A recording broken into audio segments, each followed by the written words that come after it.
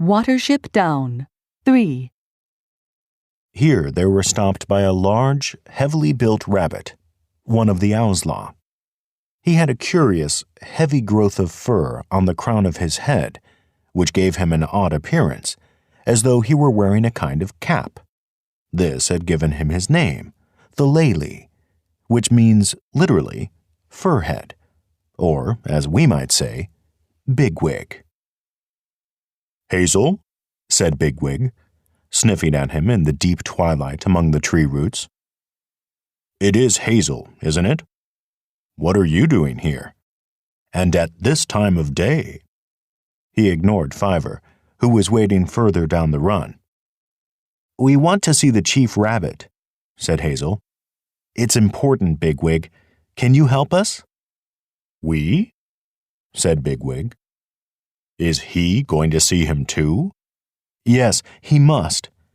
Do trust me, Bigwig. I don't usually come and talk like this, do I? When did I ever ask to see the Chief Rabbit before?" "Well, I'll do it for you, Hazel, although I'll probably get my head bitten off.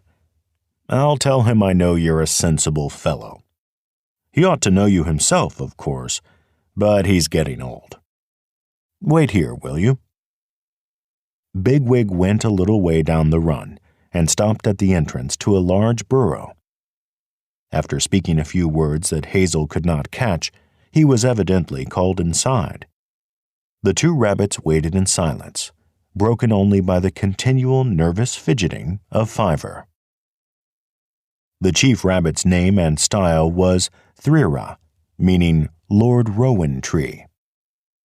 For some reason, he was always referred to as the Threarah, perhaps because there happened to be only one Threer, or Rowan, near the warren, from which he took his name.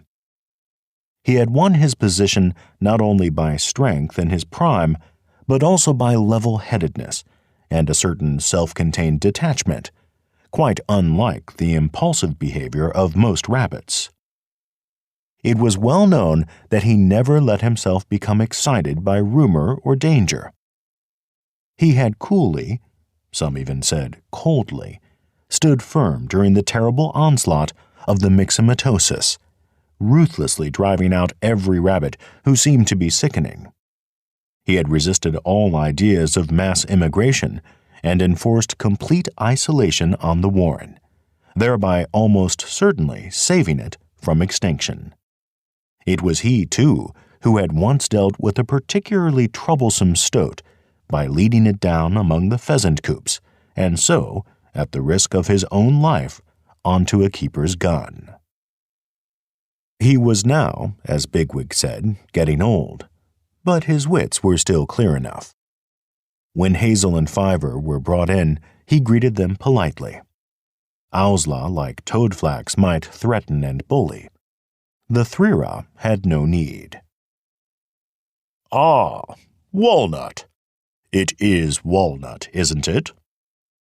"Hazel," said Hazel. "Hazel, of course.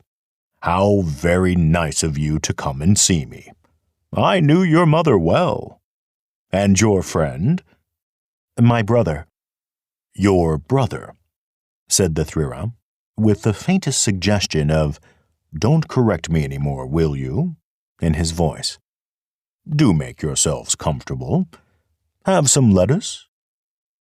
The Chief Rabbit's lettuce was stolen by the Owslaw from a garden half a mile away across the fields. Outskirters seldom or never saw lettuce. Hazel took a small leaf and nibbled politely. Fiver refused and sat blinking and twitching miserably. "Now, how are things with you?" said the Chief Rabbit. "Do tell me how I can help you." "Well, sir," said Hazel rather hesitantly, "it's because of my brother, Fiver here. He can often tell when there's anything bad about, and I found him right again and again. He knew the flood was coming last autumn, and sometimes he can tell where a wire's been set. And now he says he can sense a bad danger coming upon the warren." A bad danger. Yes, I see. How very upsetting, said the Chief Rabbit, looking anything but upset. Now, what sort of danger, I wonder? He looked at Fiver. I don't know, said Fiver. But it's bad.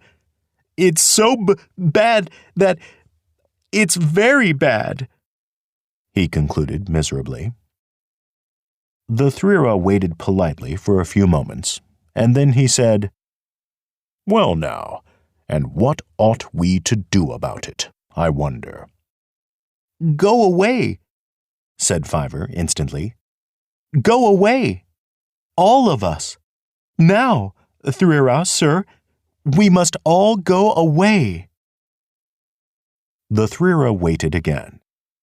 Then, in an extremely understanding voice, he said, Well, I never did. That's rather a tall order, isn't it?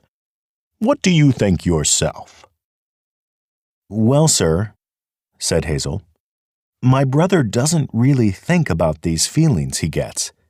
He just has the feelings, if you see what I mean. I'm sure you're the right person to decide what we ought to do. Well, that's very nice of you to say that. I hope I am. But now, my dear fellows, let's just think about this a moment, shall we? It's May, isn't it? Everyone's busy, and most of the rabbits are enjoying themselves. No Ello for miles, or so they tell me. No illness. Good weather. And you want me to tell the Warren that your brother here has got a hunch, and we must all go traipsing across country to goodness knows where and risk the consequences, eh? What do you think they'll say? All delighted, eh? They'd take it from you, said Fiver suddenly. That's very nice of you, said the Threarah again. Well, perhaps they would. But I should have to consider it very carefully indeed. A most serious step, of course. And then— But there's no time, Threarah, sir, blurted out Fiver. I can feel the danger like a wire round my neck. Like a wire. Hazel, help! He squealed and rolled over in the sand, kicking frantically as a rabbit does in a snare. Hazel held him down with both forepaws, and he grew quieter. I'm awfully sorry, Chief Rabbit, said Hazel.